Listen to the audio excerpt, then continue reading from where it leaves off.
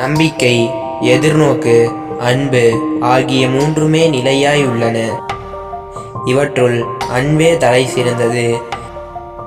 திருத்தூதர் பவுல் கொரிந்தியருக்கு எழுதிய முதல் திருமுகம் அதிகாரம் 13 13வது இறைத்திருவசனம்.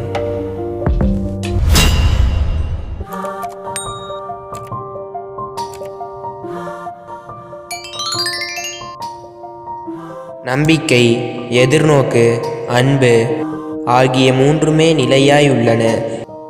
இவற்றுள் அன்பே தலை சிறந்தது. திருத்தூதர் பவுல் கொரிந்தியருக்கு எழுதிய முதல் திருமுகம் அதிகாரம் 13 13வது இறைத்திருவசனம்.